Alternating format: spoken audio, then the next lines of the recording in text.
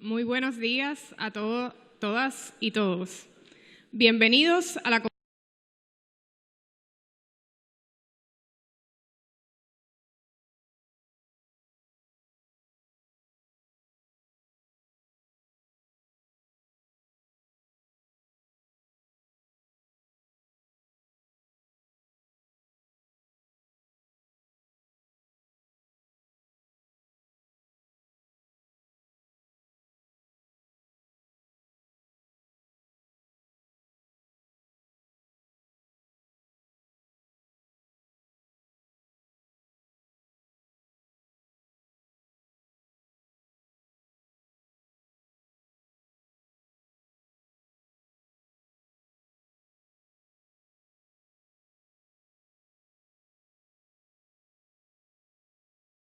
Conferencia Magistral del Nobel de Economía.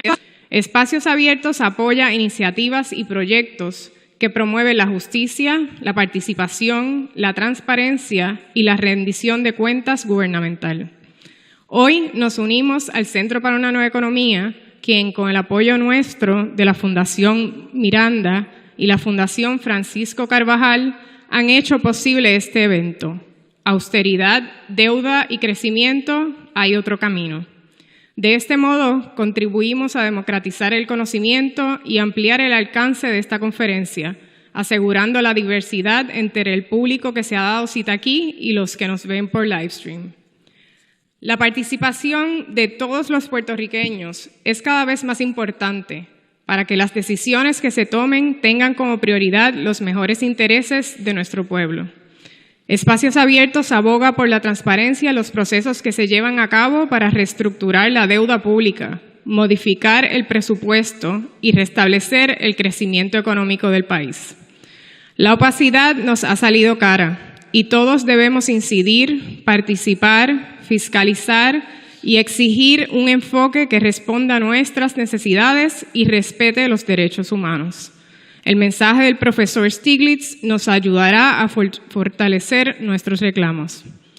Ahora les presento al presidente y fundador del Centro para una Nueva Economía, Miguel A. Sotoclás, quien junto a su equipo de trabajo es responsable de que hoy el profesor Stiglitz se haya incorporado a la iniciativa que el CNE está liderando para restablecer el crecimiento económico en Puerto Rico. Mike fundó el Centro para una Nueva Economía en 1998 y desde entonces el CNE es una de las voces más creíbles e influyentes en Puerto Rico.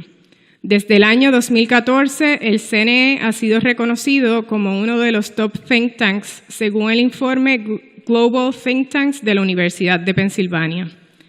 Dejo con ustedes a Mike Sotoclás, quien junto a un grupo de emprendedores tuvo la visión de fundar un think tank en Puerto Rico, dedicado a restablecer el crecimiento económico y quien, a pesar de los grandes retos que enfrentamos, persevera y nos recuerda siempre que Puerto Rico es una gran causa. Gracias.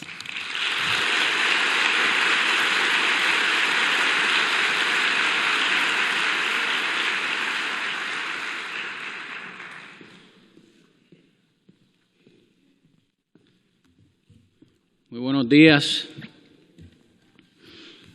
Qué bonito se ven esta sala llena.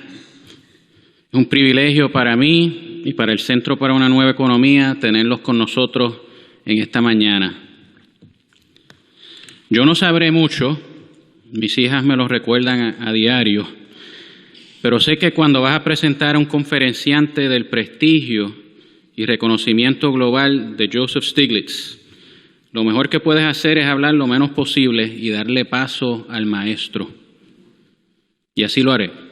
Pero no quiero perder la oportunidad para hacerles un llamado y una exhortación muy breve en los próximos 4 minutos. Puerto Rico se encuentra en un momento crítico. Aunque no lo podamos entender bien o siquiera describirlo, todos lo percibimos. Hay algo amenazante y preocupante en el aire y en el ambiente. Por eso fue que este evento se llenó tan rápido. Los registros para el local original llegaron a su cupo en menos de 2 horas. Y aún este auditorio de casi 1.500 asientos al fin y al cabo se nos quedó pequeño. Y varios miles más nos están viendo por internet. El llamado que te hago es el siguiente. Si en algún momento de tu vida tuviste la inquietud o el deseo de tomar acción, este es el momento de hacerlo. Todos tenemos que informarnos, movilizarnos y organizarnos. Fueron muchas las situaciones que provocaron que llegáramos a esta terrible encrucijada en la que se encuentra Puerto Rico. Pero en mi opinión, la principal causante fue que muchos de nosotros nunca hicimos nada para evitarlo. Y ya no tenemos el lujo de volver a cometer ese error. No sé si se han dado cuenta, pero ya muchos otros intereses se han organizado y movilizado. ¿Cuándo has visto al jefe de un subcomité congresional abogar abiertamente y sin pudor a favor de un acuerdo para bonistas particulares? Si no te habías enterado, es hora de que te informes y te actives. Esto es asunto de todos. Una de las consecuencias más perniciosas de la Junta de Control Fiscal, y lo que en realidad a mí más me preocupa, es su potencial para adormecernos como comunidad y como pueblo. Nos mal acostumbra a que vengan otros de afuera, ajenos a nuestros valores, a decidir por nosotros y tomar las acciones que nosotros debemos tomar.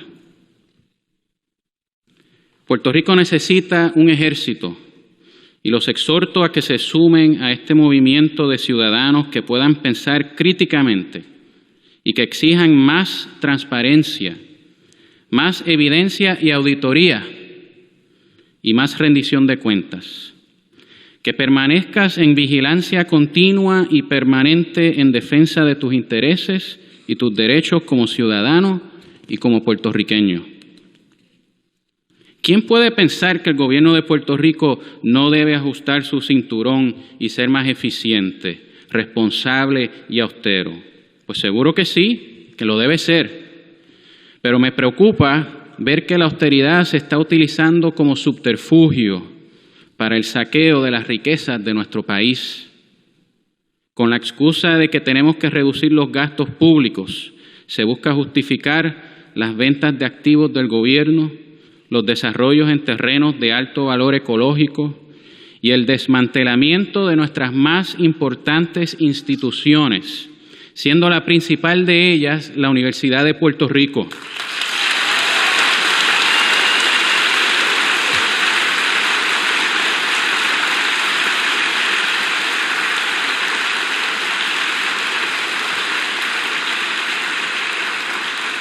La austeridad es un arma de 2 filos que no discrimina. Empieza por los más débiles y vulnerables y de esa manera duerme a los demás. Pero con el tiempo la austeridad termina carcomiendo la prosperidad de todos, con el agravante de que para cuando te das cuenta ya es muy tarde. Este evento de hoy es parte del plan de trabajo y las actividades inaugurales de la Comisión de Crecimiento para Puerto Rico del Centro para una Nueva Economía. En medio del panorama de ajuste fiscal, la Comisión de Crecimiento para Puerto Rico del CNE es una de las iniciativas más importantes que tiene la isla para redefinir su futuro económico. El año pasado, en medio de la discusión en torno al problema de la deuda y la crisis fiscal, CNE abogó para que el gobierno federal creara una entidad permanente que se enfocara en la recuperación económica de Puerto Rico. Ni el Congreso ni Casa Blanca lo hicieron en ese momento. En vista de que la falta de crecimiento económico es el asunto más urgente que enfrenta Puerto Rico en este momento, en CNE decidimos asumir el liderato y convocamos a un grupo de primer orden, trabajando todos voluntariamente y pro bono, incluyendo al profesor Stiglitz, para comenzar a delinear una nueva estrategia de desarrollo. Por demasiado tiempo, Puerto Rico se ha satisfecho con sobrevivir de salvavidas a salvavidas, sin tener nunca un verdadero plan económico. La discusión sobre el largo plazo siempre ha sido opacada por la emergencia de turno. Nos hemos complacido con esquemas que producen rentas temporeras, pero que no constituyen una estrategia abarcadora o duradera. Nunca parecemos encontrar el momento o los recursos para detener ese círculo vicioso y emprender la ruta hacia la estabilidad y la sustentabilidad económica. En fin, nos hemos desenvuelto en constante reacción a la crisis del momento, sin detenernos a pensar con detenimiento y construir con esmero un plan integral y a largo plazo. La Comisión de Crecimiento para Puerto Rico del CNE tiene como una de sus principales metas romper ese patrón. En vez de reaccionar a la crisis del momento, la Comisión diseñará y ayudará a implementar una política de desarrollo económico balanceada, equitativa y duradera, basada en nuestras ventajas comparativas, que propicien un ecosistema donde cualquier emprendedor pueda impulsar una empresa eficientemente, que genere oportunidades para amplios sectores de nuestra población y que se sostenga mediante motores locales, pero con horizontes globales. No quiero concluir sin agradecer a los visionarios que nos ayudaron a democratizar el conocimiento y difundir este mensaje ampliamente hoy, a Espacios Abiertos, a la Fundación Miranda y a la Fundación Carvajal, nuestro más sincero agradecimiento. Han puesto en acción sus palabras y por eso se han ganado el respeto y admiración del país. Ahora les quiero presentar al profesor Joseph Stiglitz, Premio Nobel de Economía, profesor de Columbia University en Nueva York, reconocido autor e intelectual público global, ex economista en jefe del Banco Mundial, integrante de la Comisión de Crecimiento del Centro para una Nueva Economía y gran amigo de Puerto Rico. Los dejo con el profesor Stiglitz.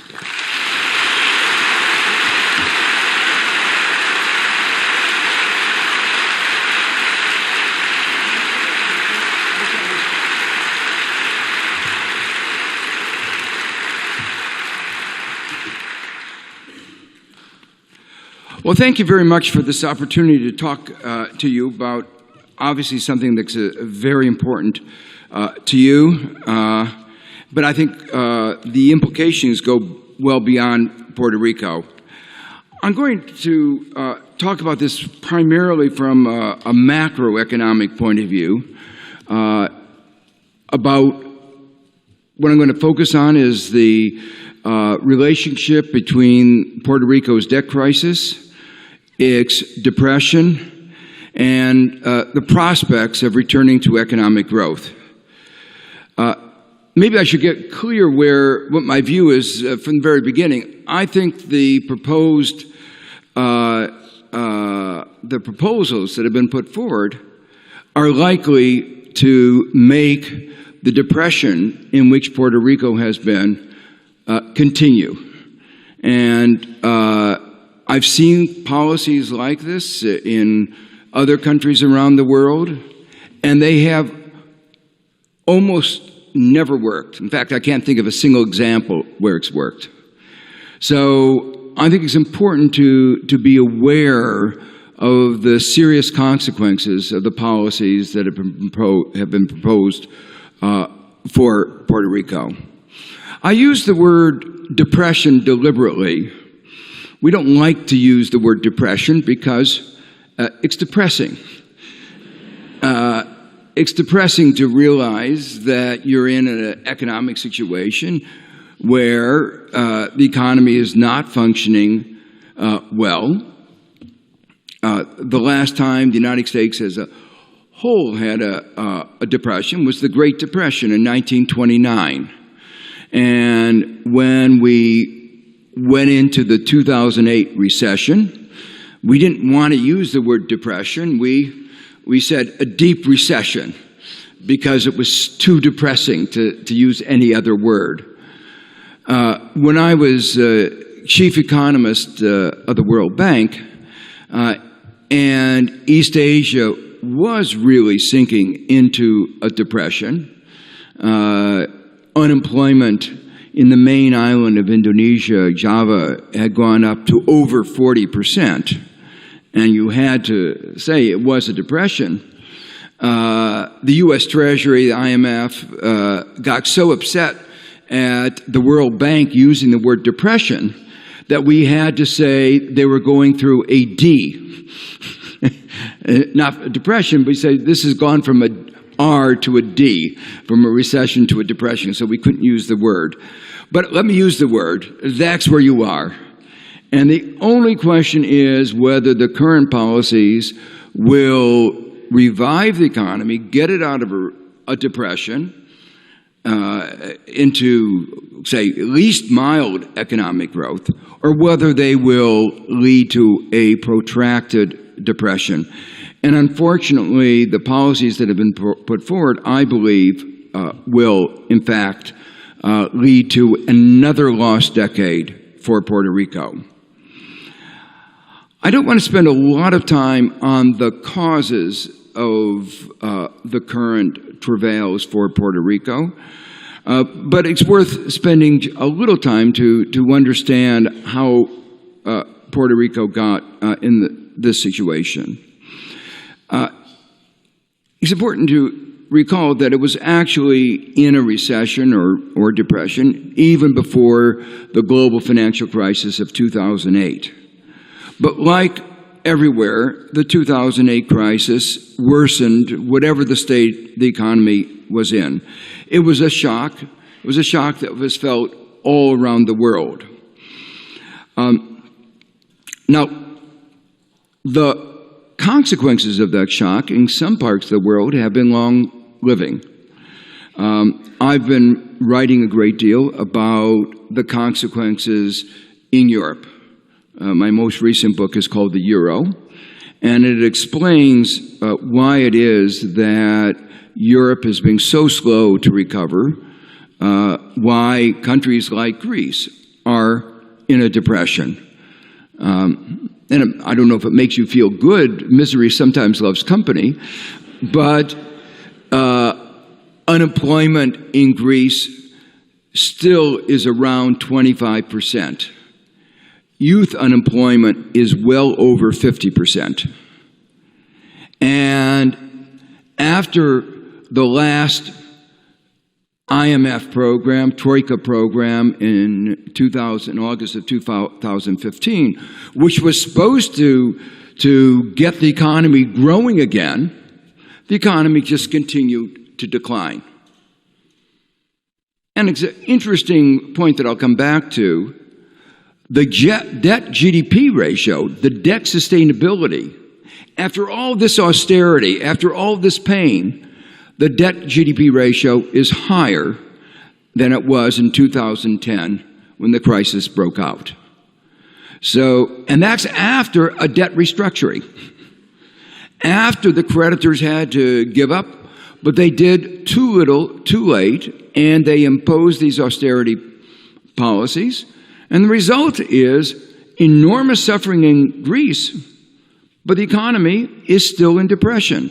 So that's, to me, a good example of a failed policy, but it's very similar in many ways to the kind of failed policies that are proposed to be imposed on Puerto Rico. When you look at Europe, there are some other lessons as well, lessons about the consequences of the challenges, if you want to use a euphemism, of countries sharing a common currency, and Puerto Rico shares a common currency with the mainland, the dollar. One of the historically well-performing countries in Europe is Finland. It has high education, high level of equality. You know, they really did everything right, except for one thing. They joined the euro. And that tied their hands. And then, beginning a couple years ago, they had a series of shocks. They had a lot of trade with Russia, and Russia went into a recession, and Russia is an oil country. I won't tell you all the other bad things about Russia. There are lots of bad things. One of the reasons why we should feel nervous about getting too cozy with Russia. But the fact is that their economy went into recession, and since it was a major trading partner with Finland, that had an effect on Finland. One of Finland's main exports are natural resources, and some of those prices went down. That hurt Finland. The result of that is that even though no one says Finland is a mismanaged economy, no one says it's lazy, they're hardworking, no one says anything negative about the institutional structure of Finland, Finland is in a recession, a deep recession. It has not recovered. They've done everything right, as I said, except joining the euro. And the single currency imposes constraints that make it extraordinarily difficult to adjust to these kinds of shocks. The problem in the euro is similar in some ways to the problem here in Puerto Rico. And that is when you have economic integration that is a halfway house. It's not full economic integration like we have within the 50 states of the United States. In Europe, it was a monetary integration with no fiscal integration, no banking union, no common unemployment insurance. So it was a halfway house, but they had free migration of people, free migration of capital. The important lesson is that these halfway houses don't work very well. And one of the points of my book, The Euro, is that you either have to have more Europe or less Europe. And in a way, Puerto Rico is trapped in the same halfway house. And you either have to make a decision of more or less. More integration or less integration. Just to give you an example in the context of Finland and the context of Europe more generally, let me go back to Greece actually. Greece has a high level of debt, but it's what we call place-based debt. It's debt that's associated with living in Greece. But they allow free migration. So if you are a young, talented Greek person, you can walk away from the debt that was created by your parents and your grandparents. Very easy. You just moved to another country in Europe. And then you're not saddled with this debt. And of course, as that migration occurs, the debt per capita on the remaining people gets larger. So the big flaw when they created the euro was they created a divergent system. In other words, if you had a problem in one country, a well-designed system would enable the country with a problem to be helped by the others, and then the country that has a problem would converge to the others, and you would get convergence. And that was their intent. They always talked about convergence. But they didn't think about the underlying economics. And no matter what your rhetoric is, if you create the wrong institutions and the wrong economic framework, you'll get the opposite of what you intended. So while they intended to have convergence, they created divergence. So as the young Greek people move out of Greece GDP goes down, the ability of Greece to repay goes down, and if you have a economic policy that says, oh, because your GDP is down, we have to raise taxes, have to another dose of austerity, all that's going to happen is that Greece is going to go down, and then more people are going to move, and you get a disaster. And that is exactly the risk that Puerto Rico is facing today. It's even worse, though, in the case of Puerto Rico, because the U.S. has passed some legislation that applies uniformly to both the mainland and to Greece, and to Puerto Rico, without giving Puerto Rico a choice. You know, it is one of the consequences, you say, of being a colony. You don't get to choose a lot of your legal frameworks and your economic policies. So, for instance, I've been a big advocate for an increase in the minimum wage in the United States. But as an economist, one has to recognize that if you have too high of a minimum wage, it can create economic problems. The United States has too low of a minimum wage. But if that same minimum wage is applied in the United States and the mainland and to Puerto Rico, where incomes are 1/4 of what they are in the mainland, you can easily wind up with a minimum wage which is too high for the functioning of the economy. So when you have these kinds of uniform rules where you can't participate and adapt them to your circumstances, there is a risk that they will be inappropriate and therefore undermine the economy. That brings me to the question of what were the shocks that led to the beginning of the recession and depression in Puerto Rico. And there were several. Two of them come to mind. In the last presidential election, there was a lot of discussion about NAFTA, about the idea that our trade negotiators got snookered by the Mexicans. Let me just tell you, I've watched these trade negotiations for decades. Our trade negotiators have never gotten snookered. They often asked for the wrong thing. They were reflecting corporate interest. But it wasn't like we were taken advantage of. It was the fact that too often it was corporate and financial interests that were dictating the structure of these trade negotiations, and not somebody that was concerned about how they would affect workers. It is interesting that while everybody agrees that NAFTA needs to be renegotiated, any trade agreement, a fallacy in the trade agreements is that they didn't focus enough on the fact that the world is always going to change, and therefore you're always going to need to change the provisions of a trade agreement. They were static. They were structured as static in a very dynamic world. It was very foolish. And I hope in the future, when we have trade agreements, we'll recognize that they have to be more adaptive to the changing circumstances.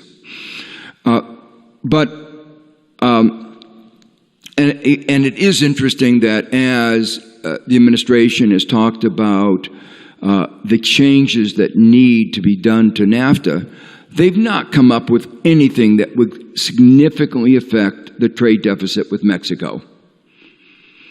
And interestingly, we have a surplus with Canada. And so are we suggesting that we snookered Canada?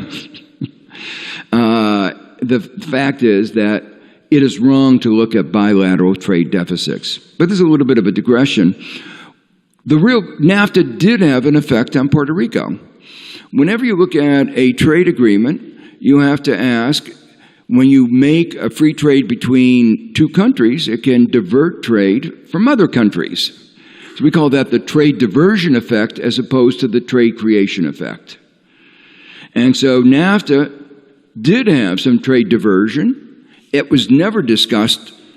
And some of that potential trade diversion was with Puerto Rico. Puerto Rico was a relatively low-wage economy that had access to the United States. It was a preferential status, and that preferential status disappeared with NAFTA. Now, interestingly, this is exactly the problem that many of the other Caribbean islands faced when the euro was created, and they had special relationships with the UK as part of the Commonwealth. And when the UK joined the EU, they lost that, and that was one of the factors that has actually hurt many of the other Caribbean islands. And one of the interesting aspects of the discussion post-Brexit debate is, will the UK then now go back to the world as it was and with the special relationships that it had with the Commonwealth before? So that's one of the shocks that Puerto Rico faced. Another shock was industrial policy. The United States did have a policy that was designed to help Puerto Rico grow,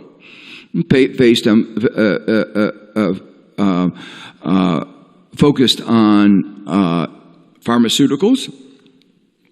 It actually worked. It did help develop the industry, but it was a very badly designed. The dollar cost relative to the benefit was very large. And so it was not unreasonable that an administration trying to look for efficiency would say this is not a good program. But they should have said, okay, let's replace that one with a better one. But that was too difficult. So what they did is they say, we'll get rid of that program and won't replace it. And so you had roughly at the same time two shocks, the NAFTA shock and the change in the industrial policy, and nothing was done to deal with these problems. So these are at least parts of the underlying forces giving rise to the problems today on the island. Given those kinds of shocks, it is not a surprise that Puerto Rico would face a debt crisis. And let me make it clear, it is not that the debt crisis has caused the economic downturn. The causality goes the other way. The economic downturn caused the debt crisis. But the problem is that if you don't adequately resolve the debt crisis perpetuates and deepens the economic downturn. So that while the shock were something quite different from the debt crisis is intimately involved, and the failure to deal adequately with the debt crisis will exacerbate, deepen, prolong the economic crisis. So the question then is, what is the appropriate way to respond? And that's really what I want to focus my remarks on. As one thinks about this issue, the first priority needs to be a recovery of the growth of the island. It's really that simple. If you could recover growth, then of course it's possible to repay. If you don't recover growth, it's not possible to repay. So any reasonable approach should begin with the question, what is the underlying macroeconomics? How do we restore economic growth? What is the problem? now in the short run, and then in the medium and long term? And then, how does debt restructuring fit into that? So you want to begin with the well-being of the economy and the well-being of the people in Puerto Rico, not where the board began. The board began with, how do I squeeze Puerto Rico to get as much money out of Puerto Rico, forgetting about any consequences to the people? So it was really one priority. It was a clear priority, and that was extracting as much money as one could. It was sort of like debt peonage. If they thought by putting everybody in prison, that would do a job of getting more money, they would reinstitute debt prisons. But that's the way we dealt with debt in the 19th century. If any of you read Dickens, that was the way they dealt with it. It turned out not to be a very good way of getting money back, because when people were in prison, they couldn't repay. But it did have incentive effects.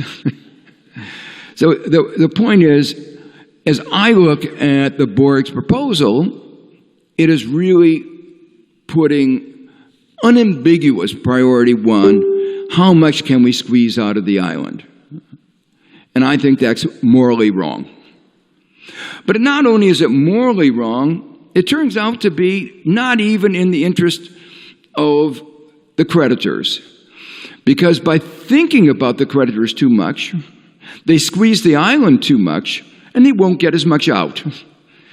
Financial sector are always myopic. They're always short-sighted.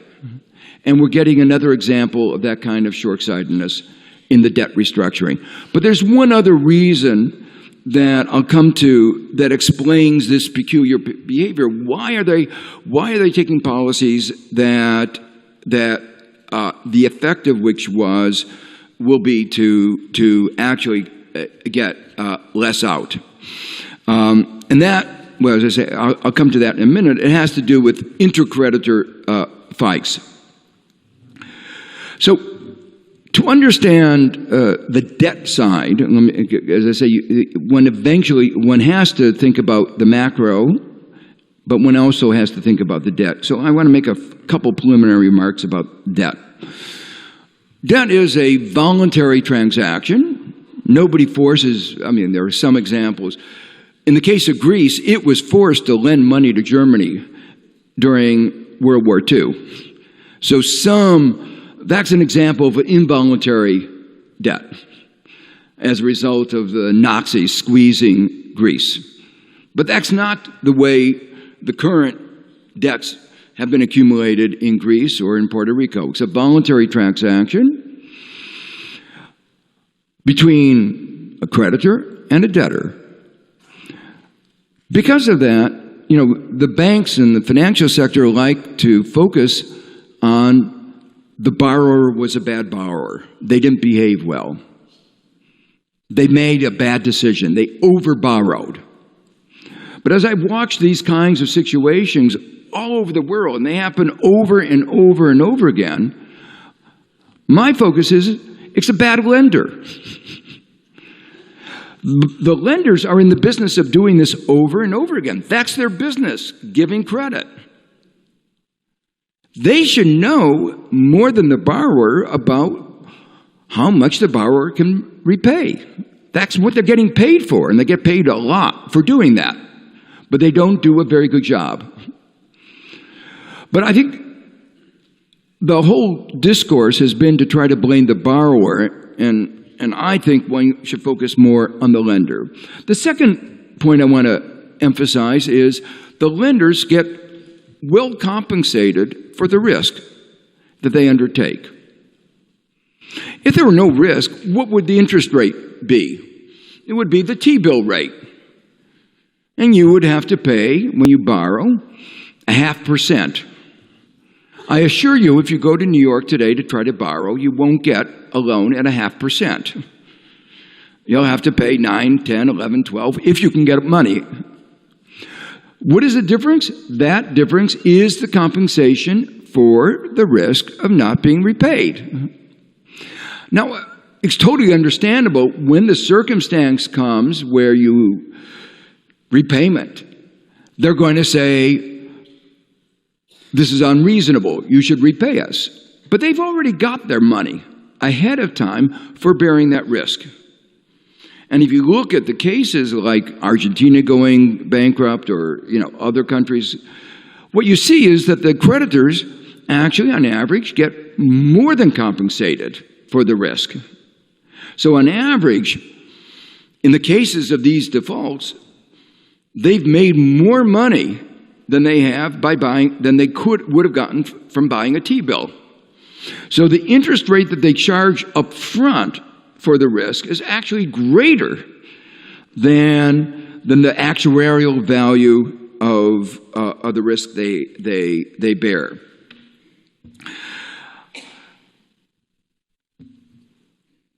When a country loses the capacity to repay, it's important for the situation to be addressed rapidly.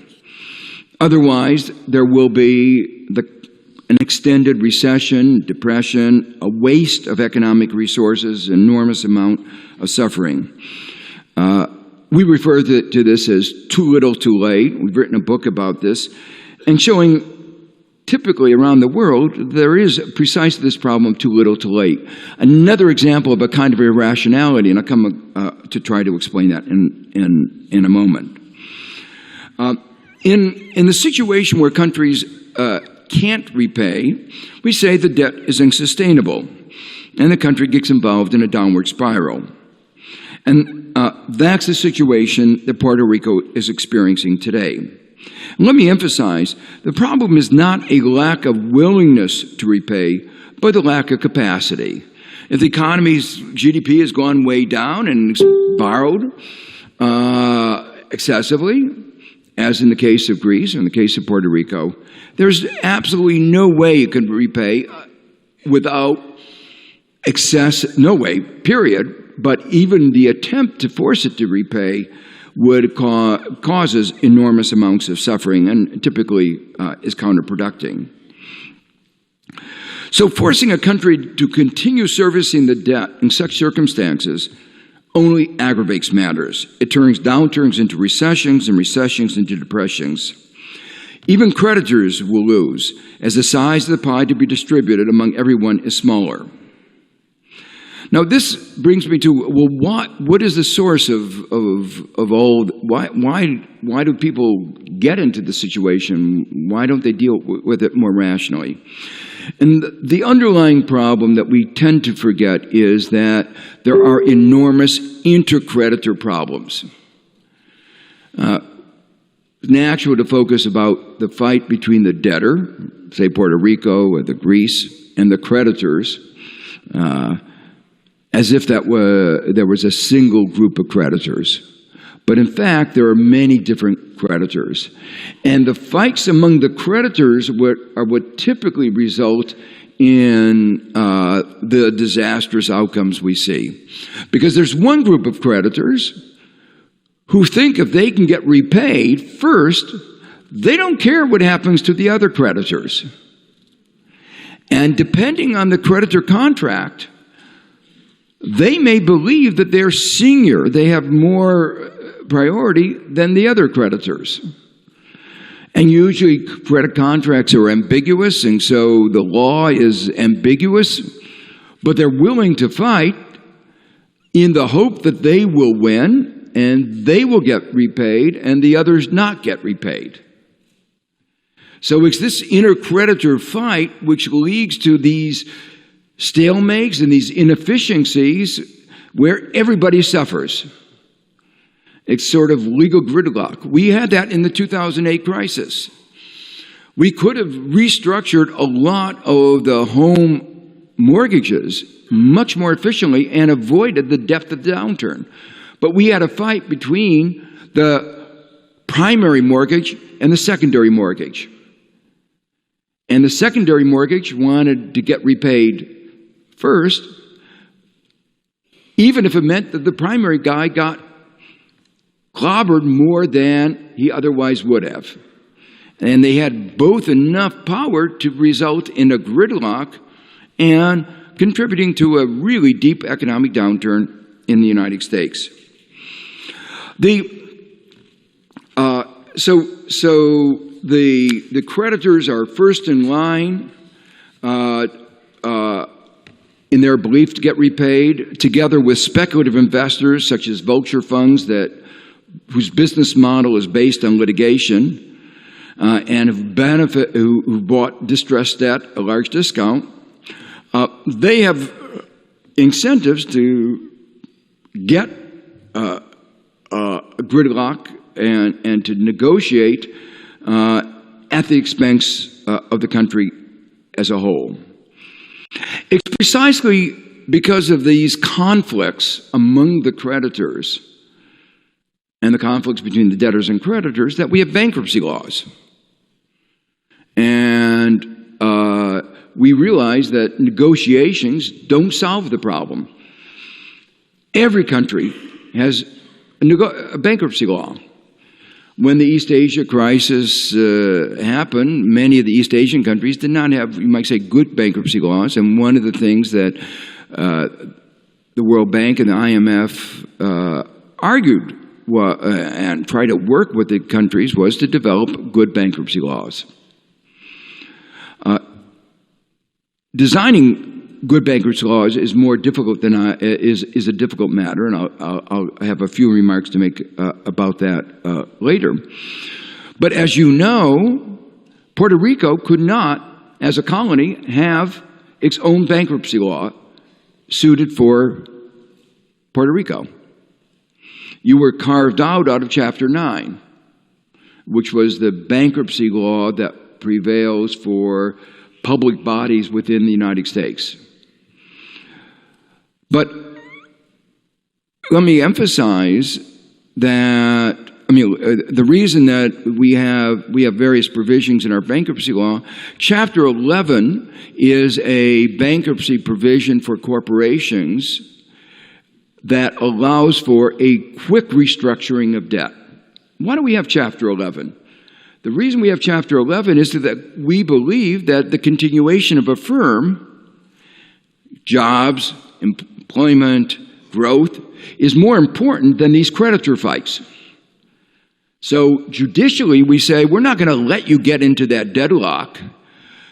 When you have a bankruptcy situation, a court will resolve the equity of these disputes and do it rapidly and in such a way that the company can continue and the jobs can continue, the community won't be devastated by the shutdown.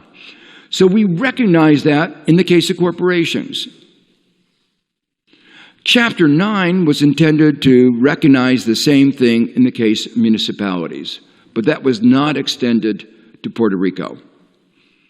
Now, your new law, in particular Title III, is supposed to extend that to Puerto Rico. But let me emphasize that Puerto Rico is not like a municipality in the United States. And the mentality that was used in establishing this provision was the wrong economic framework.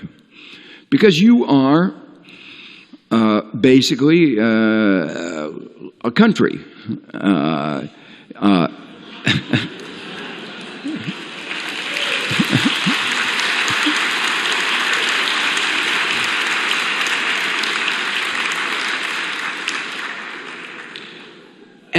And there's a difference between Detroit and Puerto Rico. And treating Puerto Rico with the same economic framework that you treat Detroit is economically wrong. It's also politically wrong, but it's also economically wrong. And the consequences, if Detroit goes down for the macroeconomy of the United States, is not very significant. But obviously, the way the debt is dealt with here in Puerto Rico has a major macroeconomic effect on Puerto Rico. And that's what I want to talk about next. So let's talk about what is the macroeconomic situation. Well, Puerto Rico is in a recession, depression, and we call situations like that demand constrained. That is to say, there is capacity to produce that exceeds the demand for the goods and services here in Puerto Rico. That was the basic insight of Keynes, that economies could be trapped in these demand-constrained situations. The only way to get out of a demand-constrained situation is to expand demand, increase aggregate demand. For a country like the United States, that's relatively easy. We borrow at very low interest rates. We have some political problems, but we could borrow and we could spend the money on infrastructure that we would need and that would stimulate the economy. So a government that has access to credit can use it for expansionary policies. But if the perception is that debt is unsustainable, access to credit will be limited and expensive, and borrowing to repay existing debt instead of borrowing for implementing expansionary policies will worsen debt sustainability. Now, what is being proposed here is instead to force the government to run a contractionary fiscal policy, to pay debt interest. But that means less resources for stimulating the economy, and that means the downturn is exacerbated. To put it very simply, contractionary policies are contractionary. Austerity is contractionary. There's no way around that. And you could wish it away, but that's what's going to happen. So that kind of situation calls for debt relief to restore the necessary conditions for implementing policies for economic recovery. So when I say debt relief, what one means is deep debt restructuring. And that means debt forgiveness. Now, sometimes debt restructuring means just postponing paying into the future. Now, there's some cases where that might make sense. A country has discovered a huge oil discovery. It's going to be very wealthy, but doesn't have the money yet. So that's a case where you could say, let's postpone paying it until the oil comes online. But so far, you haven't discovered oil. So that means your economic situation 5 years and 10 years from now is not different from what it is today, except if you impose the austerity measures, you'll be much worse off. So just postponing the debt doesn't solve any problem. The fundamental thing, creditors don't like this, but you have to write off the debt. Now, just as a little aside, Germany finds this idea very distasteful in the case of Greece. And IMF and Europe are in the midst of a very bitter battle because the IMF, according to its rules, say we can't participate in any program where the debt is not sustainable, and the debt is not sustainable today. There needs to be a write-off. And Germany says, we can't countenance a write-off, but we insist that the IMF participates. And the poor Greek people are caught between these two warring parties, where they're asked to sign on an agreement where the two parties aren't agreeing about what the agreement is. Well, sometimes you can come up with creative language, and I think that they may succeed in doing that. In the case of the Greek debt, they're reprofiling the debt. And what reprofiling means that you never repay, but you never forgive. So maybe you can use that imaginative language where you say, we will repay you, but off in the next world. So So you may want to find linguistic creativity.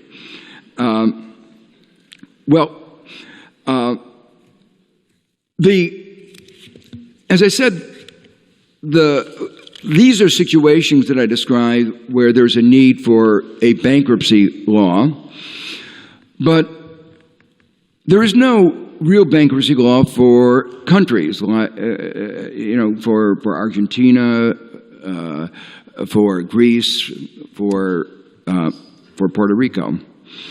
And that has led to disastrous outcomes for these countries around the world, and I've seen many of these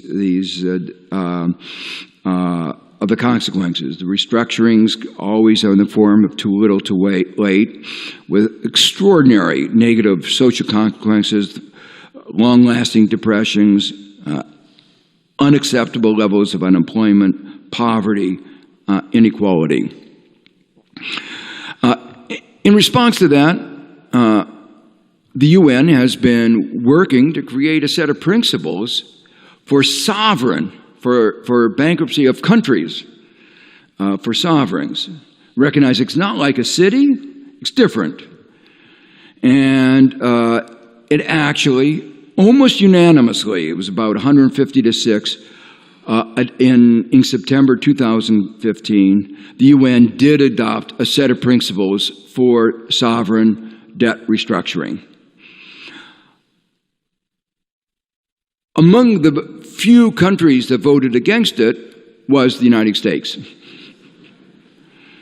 You say, why? Doesn't the United States believe in an international rule of law? Certainly not anymore. But even this was during the...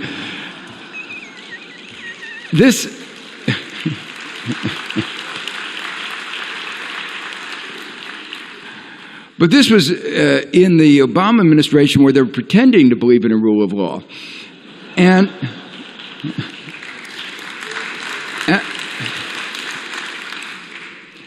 I was trying to understand, what was going on. It was very clear what was going on. The vulture funds had gotten to the administration, lobbied, and there were some people came right out of the National Security Council of the Obama administration and began working as lobbyists for the vulture funds. It was that bad. And, not surprising, the vulture funds did hire the right lobbyists. It worked for them. It was bad for the world. And the U.S. opposed these principles that were almost unanimously agreed to by the international community.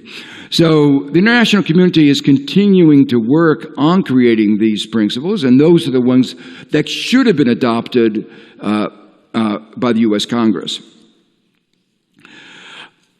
There is a lot of evidence that most sovereign debt restructurings that are guided by the IMF and that kind of reasoning, and the one that you have is of that ilk, are not providing enough relief. The objective of a good debt restructuring is to enable the country to restore debt sustainability. What do we mean? Begin to grow again. A failed debt restructuring is one where the country goes into another crisis in another 2 years, 3 years, 4 years. What that proves is you didn't solve the problem. Exactly what happened in Greece. 2012, there was a debt restructuring. They should have had it in 2010. They finally got it in 2012. And where is Greece today? The debt GDP ratio is headed for over 200%. So they clearly failed. Well, the evidence is that more than 50% of the debt restructurings since 1970 over the last almost half century were followed by another debt restructuring or a default within 5 years. So that is sort of the record of the IMF debt restructurings, of the austerity-based debt restructurings. And that's the record that you need to be realized that you're confronting. So the experience of sovereign matters for Puerto Rico, This experience I've just described matters for Puerto Rico because Puerto Rico, as I said before, is a country, and as such, the macroeconomic effects are relevant. Unfortunately, as I said, you didn't get the kind of debt restructuring bankruptcy framework that you should have gotten. The problem is you got a board. It could be a good thing, but it could be a bad thing if the board does not base its behavior on principles that are aligned with the development goals of the country and that does not put the economy recovery at the center of its plan. And what I've seen so far is the board's behavior is based on the wrong principles and based on putting creditors very much first. So, as one started thinking about what kind of plan would work, one needs to think about a fiscal plan, but first one has to have an economic plan. It needs an economic plan for recovery. But of course, the debt restructuring is part of that. There can't be any economic recovery without recovery of debt sustainability, and there is no recovery of debt sustainability without an appropriate debt restructuring. So these are intimately tied together, and you have to solve them simultaneously and analytically. I'll come back to that. It's not easy. But the economics of the program are actually simple. The kind of program that always is put forward is that there's a change in government expenditure, there's a change in taxes. Remember, Puerto Rico is in a recession, and that means what is constraining output is aggregate demand. And so if we know what the change in government expenditure is, and we know the change in taxes, we can calculate the resulting change in national output. And we can check to see whether it all adds up. And the standard way in which this is done is to use multipliers. That is to say, if you change government expenditure, you reduce government expenditure, that reduces aggregate demand, and the reduction in aggregate demand, the reduction in national output is always going to be a multiple of that reduction. And the argument is very simple.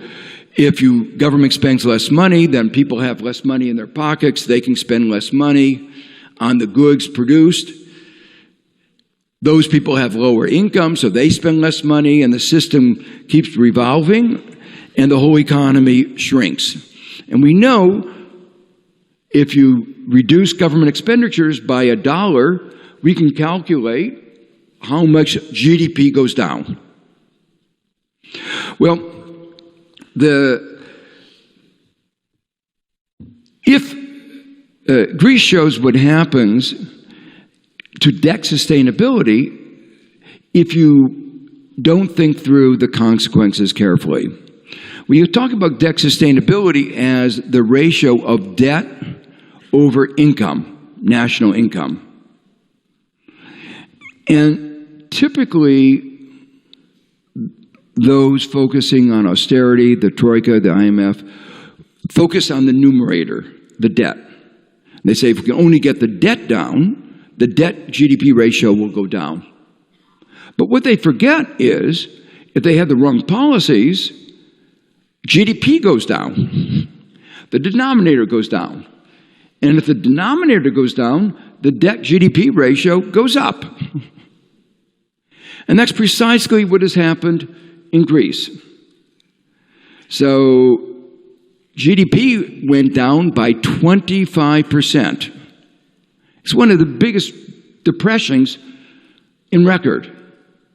And it was a man-made depression. It wasn't like there was a war or anything like that. It was caused by the IMF, the European Central Bank, and the European Commission with the austerity policies that they imposed on Greece. It was a deliberate policy decision that caused a contraction of 25% in GDP. Well, what has been proposed for Puerto Rico is actually something that is more draconian than Greece. I have never seen a proposal as draconian as the one that has been proposed here. I don't think it will be politically acceptable. I mean, it shouldn't be politically acceptable. It will cause an enormous amount of distress.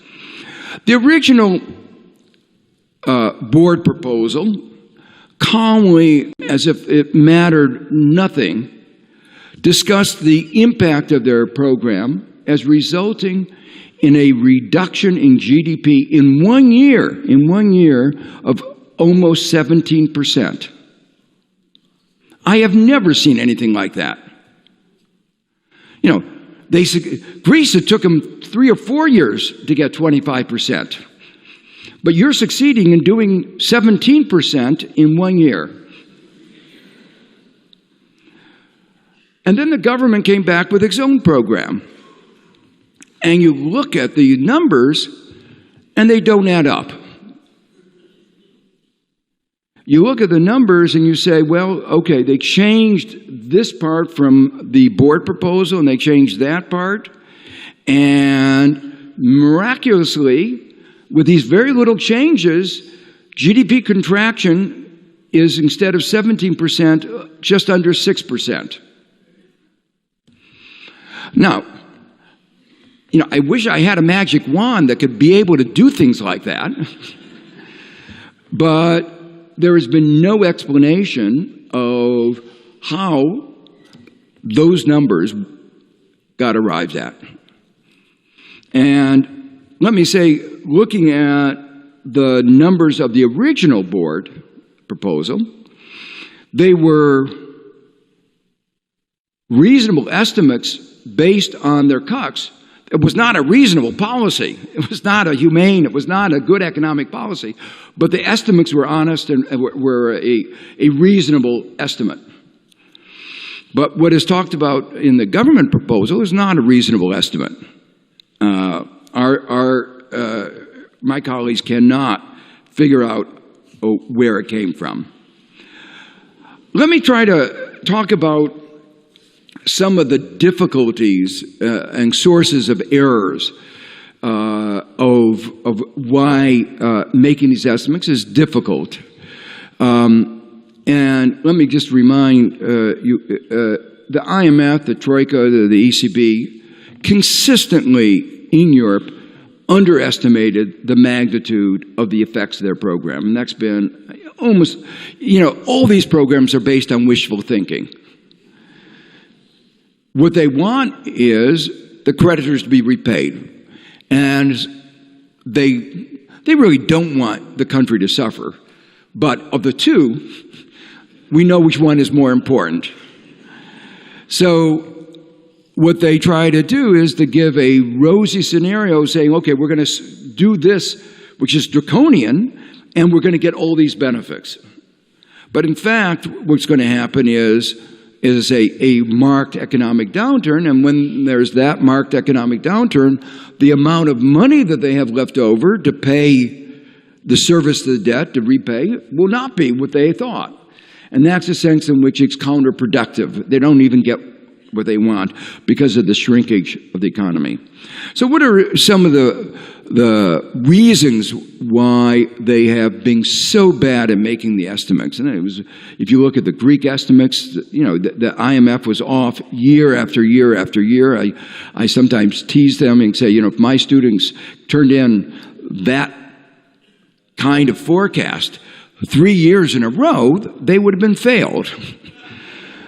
But, well, they're not my students. So, so what are some of the reasons? Well, the first thing is something we have to recognize. The good news is we don't have deep recessions like Puerto Rico or Greece very often. So we don't really have a good data set. So if you estimate multipliers based on an economy that's mostly at full employment, you're going to get the wrong numbers. We know from the experiences that we had after the 2008 crisis, where we've done, a lot of research has been done to try to estimate multipliers, that when you have a deep economic downturn, the multipliers are much, much larger. My understanding is that they've used some multipliers from U.S. regions in recessions. So they did try to use recessions. So not deep recessions like that of Puerto Rico. When you're in a deep recession and depression, multipliers get even larger. And when it's a prolonged deep recession, they get even larger. And so using multipliers for a region is like that is in a recession compared to Puerto Rico that's in a prolonged deep depression, will be underestimating the magnitude. But secondly, as I've said many times, Puerto Rico is not really a region of the United States. It's a country of its own. And that means non-traded goods play a more important role. That means that what we call technically leakages are smaller, feedback mechanisms are larger, and that means the impacts are larger. Secondly, and so when one of the crucial determinants of the magnitude of the multipliers is the relative side of the non-traded sector, which is very large in Puerto Rico. A second thing that typically has been misestimated is the importance of the financial sector. And when you have a deep, prolonged economic downturn, domestic firms can't repay their loans.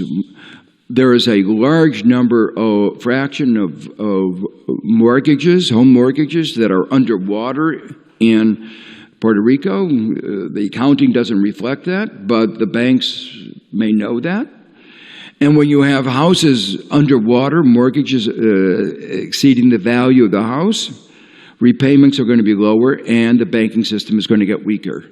Banking is local, and when local banks aren't in good shape, lending gets contracted, especially for small and medium-sized enterprises, which are the core of the economy here.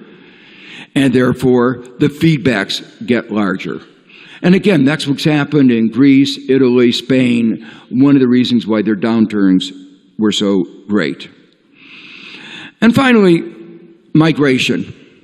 The population can easily move, and when population moves, the GDP goes down, and that was the divergent effect that I described earlier. So the bottom line is that there are numerous reasons to believe that the downturn will be much larger, even larger than the 17% that the board originally proposed. Inevitably, there are huge uncertainties, and the question that one needs to ask is, how are the board and the government planning to react if the underlying assumptions of the fiscal plan turn out to be incorrect, if the downturn is greater and therefore the amounts of money that are available to repay are much less? A good plan has to foresee the contingent reactions to a reality that differs from the plan's underlying assumptions. And this, I think, is a very important thing to bear in mind. Now, finally, it's not just the amount of restructuring. When I said there has to be real debt write-downs, but it's also the broader way in which the restructuring matters. As I said, the country needs debt relief. In fact, the size of the necessary relief depends on other conditions of the restructuring. In the short term, a distressed country has no capacity not only to repay, but also to stimulate. Because it can't repay, that's why a moratorium is necessary. But more than a moratorium is needed. A plan for recovery needs expansionary macroeconomic policies which in turn require credit or money from some source. It would be good if the federal government provided assistance, but I wouldn't hold my breath. But in the absence of that, you need fresh credit. And this is particularly, Puerto Rico is a real instance of this, but this happens in corporations as well. And that's why sensible restructuring plans include a condition called lending into arrears that makes new debts senior to the old debts. So you can get new money at a reasonable interest rate, not at 9, 10%, but because it's senior to all others. And then you can use that money to stimulate the economy. The effects of the restructuring also depend on how the losses are distributed. Restructurings are more successful when the share of domestic restructured debt is lower, as domestic bondholders are more likely to have larger marginal propensities to consume in the domestic economy than foreign borrowers. In other words, the macroeconomic effects here in Puerto Rico are likely to be larger. So this is, there's a broad analytic challenge that one of my postdocs, Martin Guzman, has been working on and done a brilliant job in analyzing. You have to solve simultaneously for a good debt restructuring plan and a fiscal plan, and taking into account how both of them together affect economic performance. But let me emphasize that restructuring is not the end of the story. Only when defaults arise as a consequence of things like accidents, like external shocks, natural disasters, will a restructuring be sufficient. Otherwise, we have to start analyzing what was the original source of the problem. The distressed economies need to transit to more dynamic structures of production, or else they have to adjust to permanently lower standards of living. And now this brings me to what has gotten some attention in the programs, and those are sometimes called supply-side reforms. They should be a part of a long-term plan, but the timing and the form of the reforms matter. What I argued before was that in a depression, and Puerto Rico is in a depression, a country needs to foster aggregate demand. Any supply-side reform that in the short term decreases aggregate demand is, as a result, counterproductive, as it worsens the depression, and it ends up discouraging rather than encouraging investments.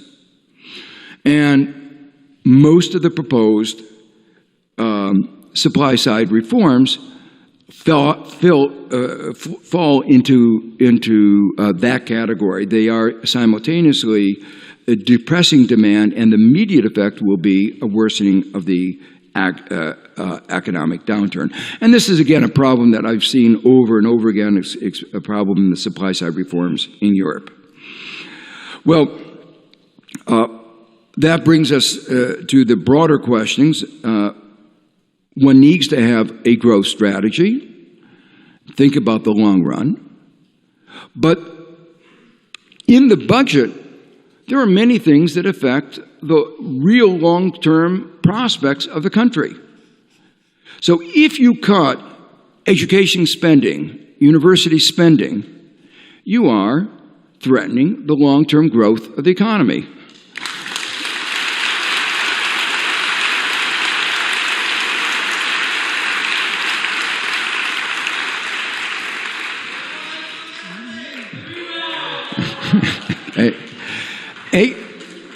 A 21st century economy has to be based on learning. One of my other recent books is called Creating a Learning Society. And the point is that, we're not making simple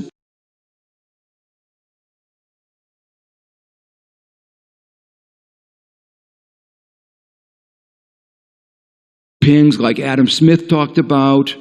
We went from agriculture to manufacturing, but we're going now from manufacturing to a knowledge economy. Manufacturing is only 8%, 9% of employment in the United States. Much more important are those jobs related to knowledge. And if you don't have the skills, you're going to be left behind. And that's the Rust Belt workers that we have in the United States. And what's happening to those Rust Belt workers, those people without a college degree, has been absolutely devastating. Ann Case and Angus Deaton got the Nobel Prize in 2015, have been looking at the data on what happens to, say, white males without a college education. And the picture has been disastrous. Life expectancy has been going down in the United States, while life expectancy everywhere else in the world is going up. And it's from social diseases. Social diseases like alcoholism, suicide, drug overdose. Why? Because there are no economic prospects. And without any economic prospects, people get depressed. And what you are seeing in the United States is the consequences of the failure to give educational opportunity for all. So it is, in that sense, worsening the most serious problem that I believe America as a nation faces, which is the problem of inequality, but it also has a direct effect on our economic growth. If you don't have well-educated people, you won't be able to grow. So,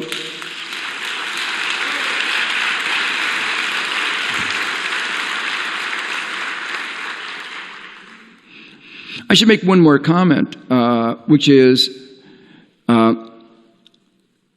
the model of education that the United States has had, which is high tuition, making students borrow,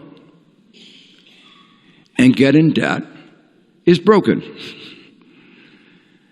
The student debt now in the United States is over $1.2 trillion. It's more than any debt other than home mortgages. It is having macroeconomic effects. And for people who do not have well-off parents, that debt is beyond their willingness to accept. And they face, I've seen this and it's heartbreaking, so many young people say, you know, I know that if I don't get an education, I'm condemned. But if I do and I borrow, I'm condemned. And their choice, they feel like they have no choices. And that is not a good situation. And it's very interesting. I had breakfast yesterday with the First Minister of Scotland, and Scotland has tried a very different course. They've said that they want to grow their economy. They were a manufacturing economy, and they've had to make the transition. And they say the only way that we are going to succeed in making sure that we have shared prosperity, real growth, is to give free education to everybody. So they've gone...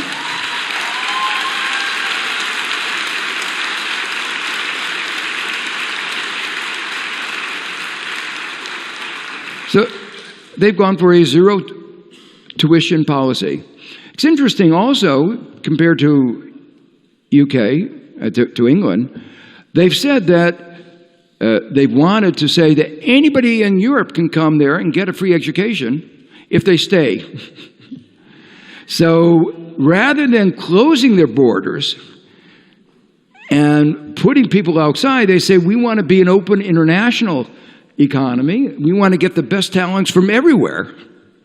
And they say we think that that's a growth strategy. So it's very interesting. They've also said that we have to have strong industrial policies, for instance, promoting green innovation.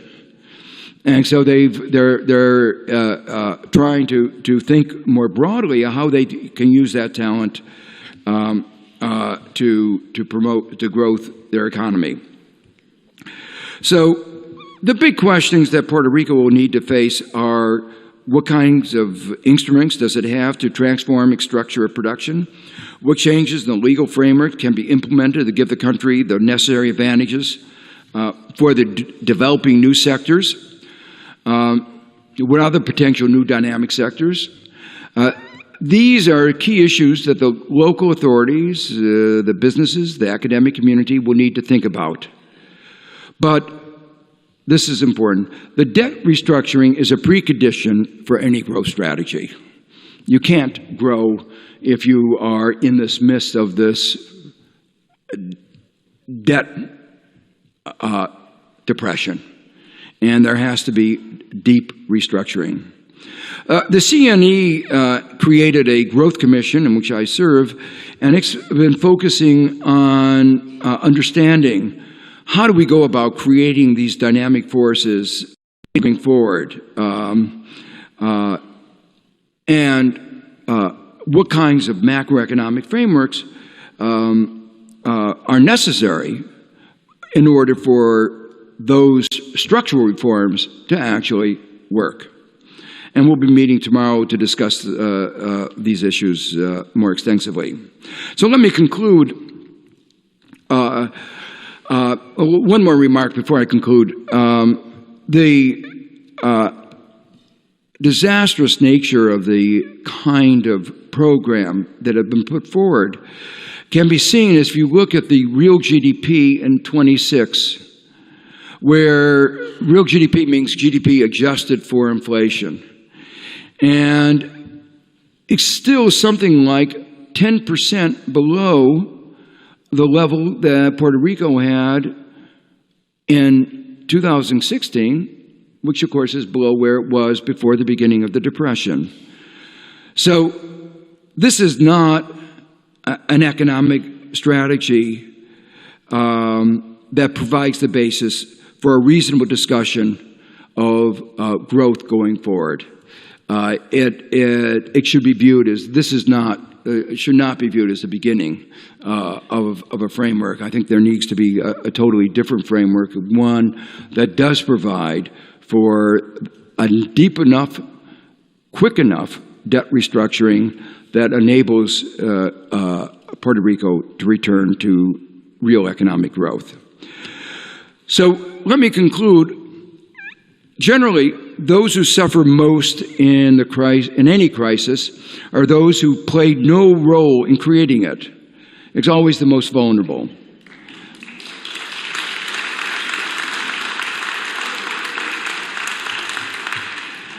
The chances of a successful resolution are larger when the different actors of the society, civil society, academic community, business community, press, and especially the government, are aware of the implications of following different paths, policies.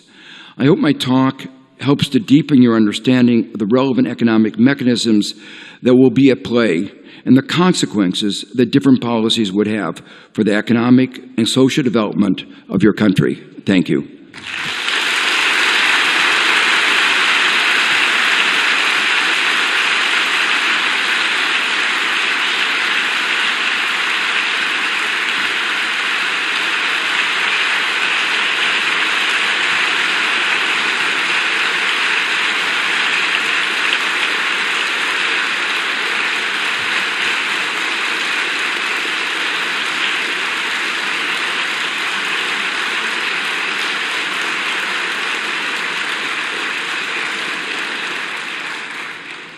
Thank you very much, Professor Stiglitz, for that wonderful public lecture. We have not as much time as we had hoped, but we still want to ask a few of the questions that the audience has written down during your talk, and I want to bring a few of them to you right now. Actually, before I get to these, one that I'll ask myself is, in the last couple of weeks, there's been a lot of talk about Puerto Rico's need to foster aggregate demand, as you mentioned, but a lot of criticisms also in terms of saying, well, you know, Puerto Rico is too poor to do that. We don't have the money to do that. How can you be against austerity when we don't really have the resources to foster that aggregate demand? How would you answer that? Well, as I said, the whole thrust is that if you have a deep restructuring, you have more resources, and that forcing Puerto Rico to pay the debts is taking away money that could be used to stimulate the economy. And the second point is this provision that I talked about, lending in arrears, is a way of getting some credit, not a lot. You won't be able to, that will help you pump prime your economy to get it going again. So there are some things you can do within your constraints. It is right you have constraints, but what the plans have put is repaying the creditors above the well-being of the island, and that's what I think is what I've been emphasizing. There's a question here. It says, is there any measure or policy adopted by the government or the people of Greece that Puerto Rico can adopt or that we should avoid? Well, I think Greece has lots of lessons for what to avoid. I mean, looking at Greece, you have to say it didn't work. And what happened was that they talked loud, but after saying we won't accept austerity, we won't accept it, in the end, they did. And that was the critical mistake. Now, it was even worse than that because the lenders, the creditors, were not nice people. And they said that because you criticized us, we're going to be even tougher. So they actually increased the degree of austerity because of the tough talk. So we can't trust you anymore. So, you know, the fights have been going on. So I think that the lesson of Greece is that you have to not only talk about fighting austerity, you actually have to do it. What form that takes, I don't know, but it will take political, civic action to make sure that these kinds of austerity measures are not adopted. This is a question from Baldwin School.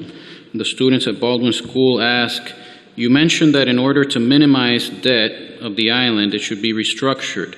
Given that some of that money is owed to local bondholders who live on the island and contribute to the local economy, wouldn't this have an adverse effect on the island?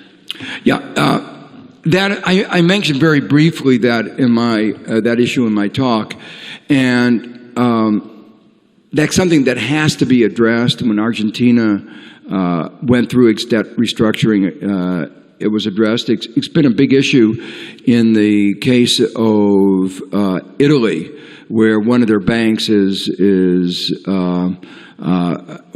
of their banks are actually in deep trouble and worry that a debt restructuring, many of the people who are the creditors are ordinary Italians. So the way, at least that the EU is arguing that it should be done, and I think it makes some sense, is to say, go through the debt restructuring, but as part of the program. And as I said, you can't separate out the debt restructuring from the macroeconomic and the growth program. You have to look at all three of these pieces together.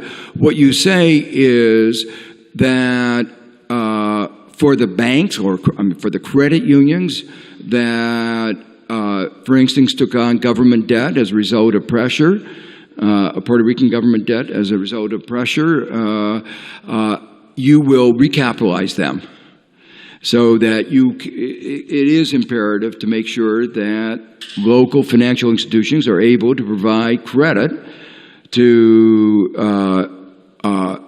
businesses and individuals in Puerto Rico. So you have to maintain that. And for individuals, it may be that you have a special provision that allows for tax loss provisions in the income tax that basically lets absorption by society as a whole of a significant fraction of the losses that they bear. So it is a question you have to deal with, but it is a matter, no way that you can deal with it perfectly, but there are ways of at least mitigating the adverse effects. And the last question, given that Puerto Rico has a dependency on foreign corporate investment, but has not supported small and medium-sized firms on a local level, what industrial policy do you recommend to strengthen the local economy? Well, that's where I do think one aspect of that is obviously making sure that you have financial institutions that are local, that are focused on local lending. One of the reasons that the recovery in the United States was so slow was that in the aftermath of the 2008 crisis, while we saved the big banks like Goldman Sachs, we let literally hundreds of local banks go bankrupt. And even those that didn't get bankrupt were constrained, were weaker. And that meant that years after the crisis, lending to SMEs, small, medium-sized enterprises, was very constrained. So what I had argued, what you should have done, was to have much more focus on making sure that the financial institutions that serve small, medium-sized enterprises are supported, and that, in fact, within U.S. banks, we have something called CRA, Community Reinvestment Act provisions, which require banks to lend to underserved communities. I've argued that we ought to extend that to say they have an obligation to serve, to provide a certain fraction of their resources to SMEs. We also have in the mainland SBA, the Small Business Administration, that provides partial guarantees for small businesses. And some of these have been extraordinarily successful, like Federal Express began as a small business loan and would not have started. A huge industry was started as a result of that kind of government guarantee. So that's another part. Now, so that's one part. But I think another part are real support for certain areas of research and trying to identify areas, clusters, where you can build off existing strengths and where mild government support can actually make a difference. From the experience that Puerto Rico had with the pharmaceuticals, it did succeed in helping develop an industry. Cuba has succeeded in helping develop, again, a few industries through industrial policy based on a learning economy, based on recognizing the strength that they have, in their case, in the health sector. So what I want to say is that it's difficult, and it's what we're going to be discussing on our Growth Commission meeting tomorrow, but there are a whole variety of actions that government can do to create not only a better environment for SMEs, but actually an environment that is supportive in the sense of giving them some of the little assistance that will push them over the top and actually create a more vibrant economy here in Puerto Rico. Well, thank you very much. We're out of time, but we appreciate it. Muchas gracias por estar aquí. Buenas tardes. Okay. I'll talk to you later.